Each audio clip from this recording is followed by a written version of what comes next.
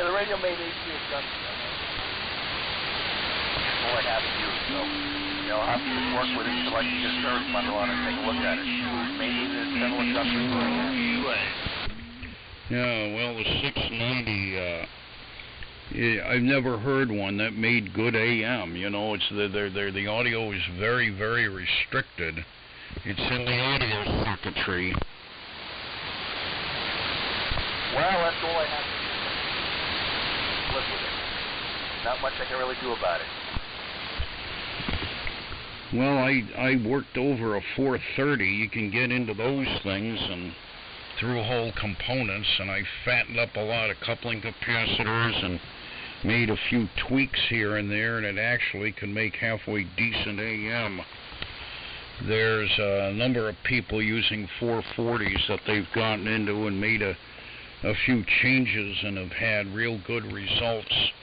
But the 690 and that particular line of Kenmore gear just it is what it is. You know what I'm saying? Yes, I do understand. You got what you got, and I got what I got. Yep, so it's working. I can understand you. It's relatively clean. It's not crunching up. The modulation intensity is not that great, but that's because the audio is so restricted. So that's it. This WA1H and YLR. And WA2RYY. Well, you're rich in there. Go ahead.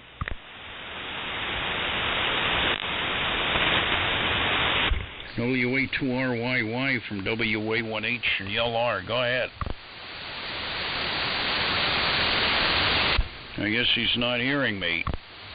I'm hearing you fine. Yeah, go ahead. Okay, well,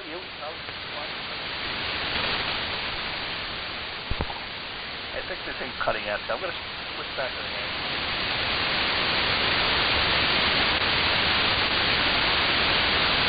You hearing this thing? Yeah, I'm hearing that thing. Hearing this thing. Go ahead. It's your turn. Pick it up. KB3RDT here in northwestern Pennsylvania. All right, let me write that down. KB3RDT. And Henry LR Radio from WA3VJB. Hey, good afternoon, Paul. Hola. Hola. And mic back on. A little better? A little bit of a change? Yeah, I talked to Joe there a couple of minutes ago, down frequency RYY, and he was struggling to balance the carrier and audio, and I guess you guys talked him through it. Yeah, no, shit can the hand microphonium, use the desk microphonium. You know, those hand microphoniums, what I do is you lay it on the ground, assuming you have a vehicle with rear wheel drive, and you back up over it, and then you nail the accelerator in the in the drive position, allowing the rear wheels to spin and patch out over the hand microphonium, what's left of it, and launch it against the side of the garage. Then you sweep it up and throw it in the Is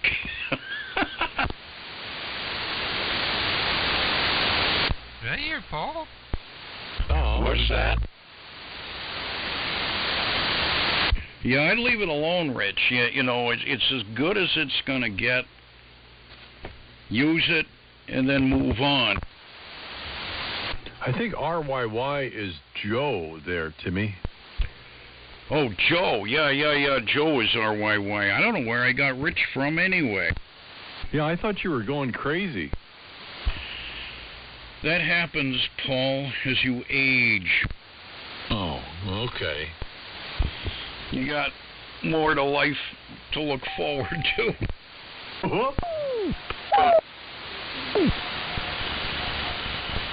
WA3VJB, right? Yes, it is. RDT. Yeah, long time no hear or speak. I haven't heard you for a while. Holy smoke. It's Carl up here in northwestern Pennsylvania running running, boy, oh boy, Mike's old transmitter. This is Mike's old DX60 WN3B transmitter. Wow, there's two names from the past I haven't heard in a while. WN3B and yourself there, Carl. Have you been away from the radio? Kind of, flagged out there for a little bit, but I'm back. I had my stages there. I talked to you one night on the, I can't remember what, I was using your SDR, I remember that.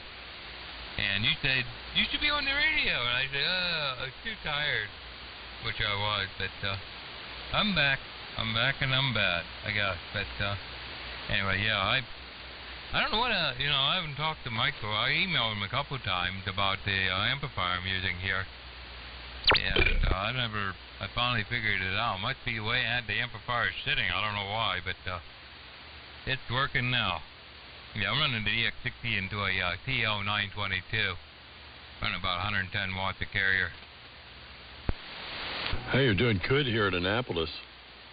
It's been so long, I can't remember how you kind of rank in signal strength on 40. But you're doing fine. Listening to you on an old commercial shipping receiver, ITT McKay.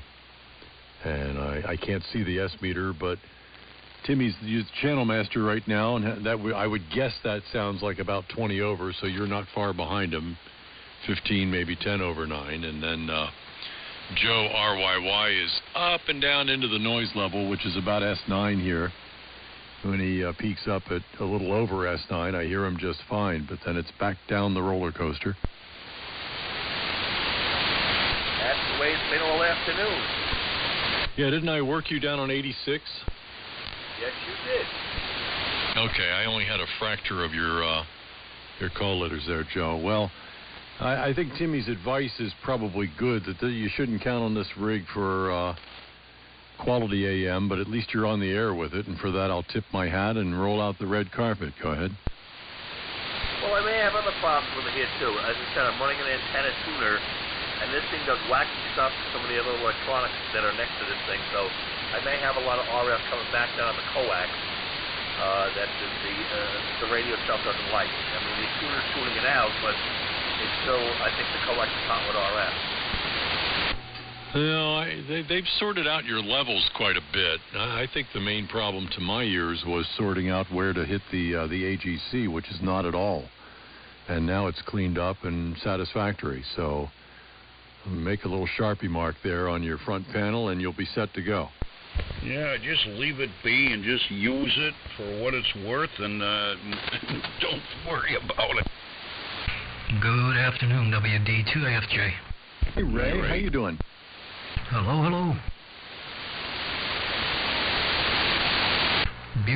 Beautiful afternoon from the banks of the Delaware River here. Yeah, we're about to get out with the dogs, so you can day take my here. place in the rotation here. Those dogs have got to have a hike, or they get all antsy. Good strapping signal. I guess this is Johnson 500 number 2. Oh no, I cheated today. I let them rest today. I'm on the Kenwood 890. Okay. Well, it too is satisfactory, and plenty of signal here at Annapolis. WD2AFJ in the group. I'll be back in a while. WA3VJB. Good to hear you. Yeah, hurry back. Yeah, okay. Catch a little later there.